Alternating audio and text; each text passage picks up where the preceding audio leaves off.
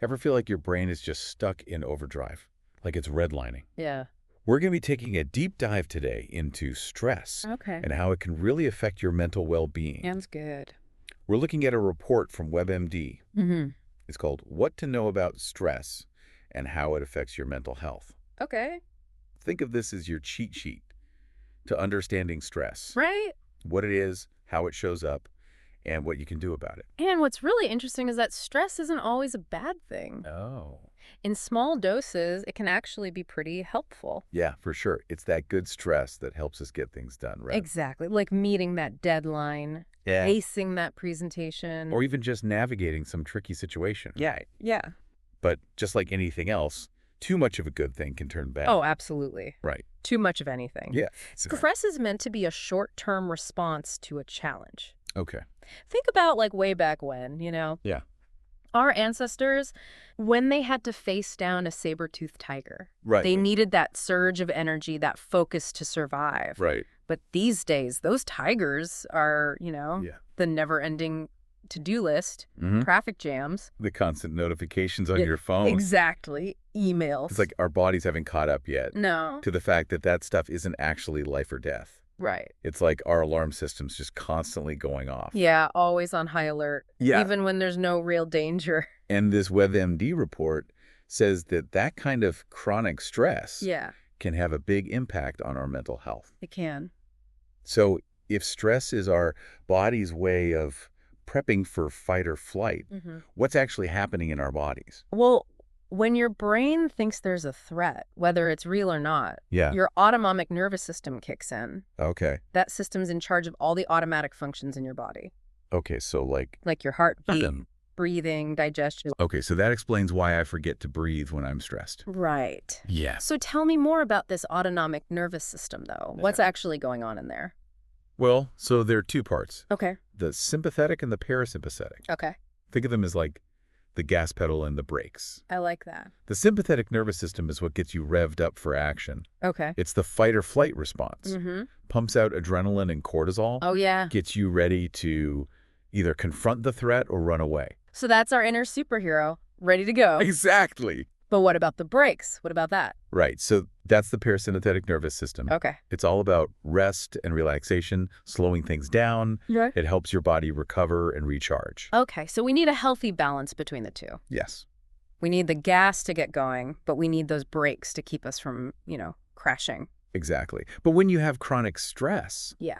that balance gets all thrown off. It's like you're driving with one foot on the gas and the other on the brake. Oh, that's a good analogy, yeah. It's going to wear down your system Yeah. and lead to problems.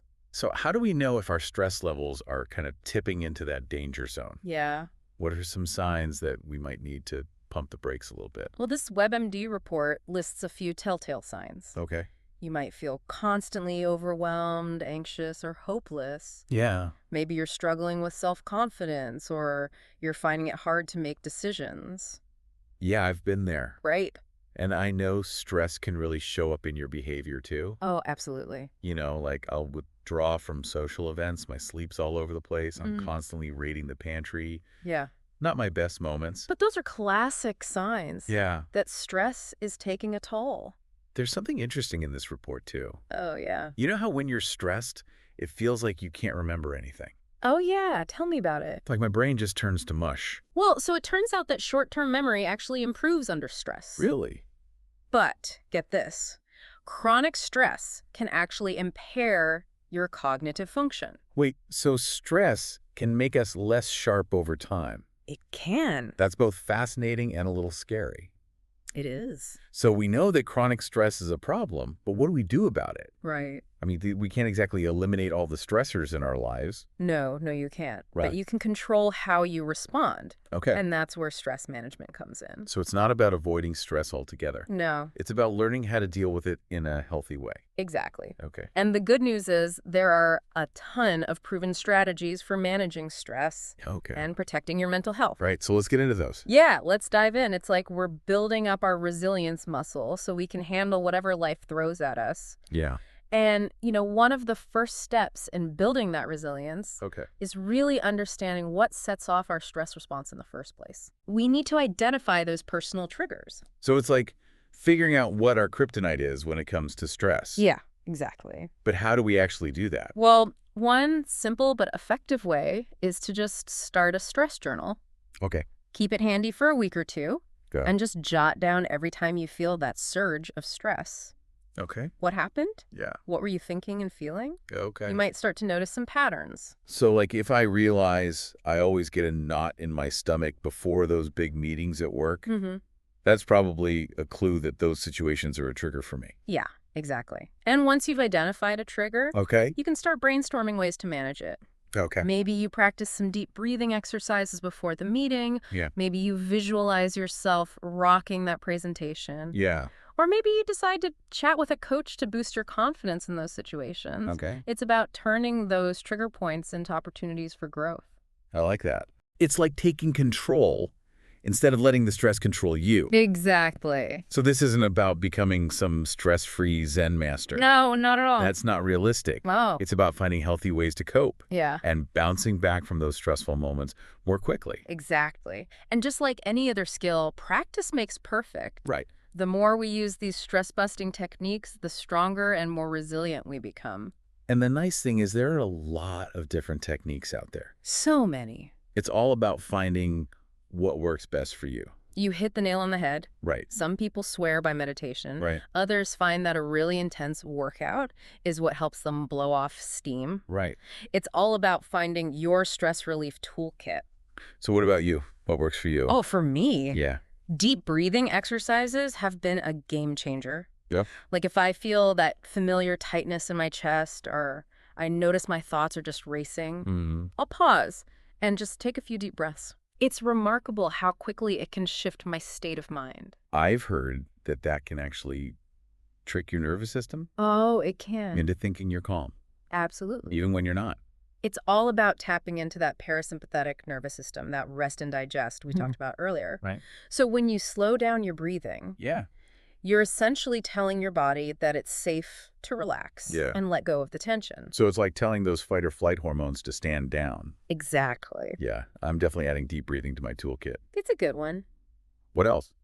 Getting out in nature is another one for me. Okay. There's something about being surrounded by trees, fresh air, bird song. Yeah. It just hits the reset button for me. Yeah, like nature's therapy. Exactly. Yeah. And even if you can't get out to a forest, Right. just spending a few minutes in a park or taking a walk around the block, Yeah. it can do wonders. We've been talking about managing stress in the moment, but what about those longer-term strategies? Right. Like, are there things we can do every day to kind of protect ourselves from that chronic stress? That's a great question. Yeah. And this is where lifestyle changes come in. Okay. Getting enough sleep is crucial. So true. When you're sleep deprived, Mm-hmm. your ability to handle stress just plummets. It's like trying to run a marathon on an empty stomach. Exactly. Yeah. You're setting yourself up to crash and burn. Yeah, I'm definitely more susceptible to stress when I'm tired, Oh, absolutely. for sure. And then there's the power of nutrition. Okay. Nourishing your body with a balanced diet. Right? Filled with fruits, vegetables, whole grains. Yeah. It can really help stabilize your mood and energy levels. So it's like giving your brain the fuel it needs to function properly. Exactly. So I guess that means cutting back on the caffeine and sugar. Yeah, those quick fixes Yeah. can backfire. Yeah. Make you feel more jittery and anxious in the long run. Right. and While we're talking about things to avoid. Yeah. Alcohol, right. Yes, the classic wind down at the end of a stressful day. It's tempting, Oh, it is. but it doesn't really work. No. I mean, it might offer temporary relief, Right. but alcohol can actually increase anxiety and depression over time. Yeah. Plus, it disrupts sleep. Right, exactly. And we already talked about how important sleep is. It's a vicious cycle. So what are some healthier ways to unwind? I'm a big fan of herbal tea, Okay. a warm bath, curling up with a good book. Yeah, It's about finding activities that help you relax right. without needing to escape. So it's about building those healthy habits. Exactly. And sometimes it's not just about what we do. Right. It's about what we don't do. Yes. Learning to say no and setting boundaries. So important. Yeah, it can be so empowering. Oh, absolutely. Right. We often feel obligated to say yes to everything, Right? but overcommitting is a surefire path to burnout and resentment. Exactly. It's about prioritizing your well-being. Recognizing it's okay to decline requests Right. that don't align with your values, or capacity. It's like giving yourself permission to put yourself first, Exactly. which can be hard, It can be tough. but it's so important. It's not selfish, it's self-care. Right, exactly. And sometimes managing stress Yeah. also involves changing how we think about things. Okay. We tend to get caught in those negative thought loops Mm-hmm. and blow things out of proportion. Cognitive reframing techniques can help. Okay, so what does that mean? It means that instead of saying, I can't handle this, Okay. you can reframe it as, this is tough, but I'm going to figure it out. So it's about changing our mindset Exactly. from helpless to empowered. Exactly. And never underestimate the power of laughter. Oh, absolutely. Laughter is the best medicine. Right. Making time for humor. Yeah. Finding those little moments of joy. Yeah. It can make a world of difference. Sometimes you just got to lighten up a little bit. Absolutely. Don't take yourself too seriously. Exactly. So one of the most powerful things we can do is cultivate self-compassion. I love that. We all make mistakes. We do. We have bad days. We face challenges. It's important to be kind to ourselves. Yes. When things don't go as planned. Exactly. It's like we're treating ourselves the same way we treat a friend. Exactly. If they were going through something tough. Yes, and that self-compassion Yeah. can really make all the difference when you're dealing with stress. This has been so helpful. Yeah. I feel like we've created this roadmap for navigating stress. I think so, too. And building resilience. Right. We talked about identifying triggers, developing those coping mechanisms, making lifestyle changes, even shifting our mindset. Yeah. What else should people keep in mind as they work on their stress management? The most important thing to remember is that this is a very personal journey. Okay. What works for one person might not work for another. So the key is to experiment. Okay. Be patient with yourself. Keep exploring until you find the strategies that really work for you. It's all about finding that sweet spot. Absolutely. It's a journey, not a destination. That's right. Right. There will be ups and downs. Yeah. The key is to keep practicing these strategies. Celebrate the small wins. Okay. And be kind to yourself along the way. So we've been talking about all these different ways to manage stress. But sometimes we need a little help, right? Oh, absolutely. It's not always a solo mission. Right. We need some backup sometimes. So let's talk about that. Okay. What are some good first steps if you're feeling overwhelmed Yeah. and you really need some guidance?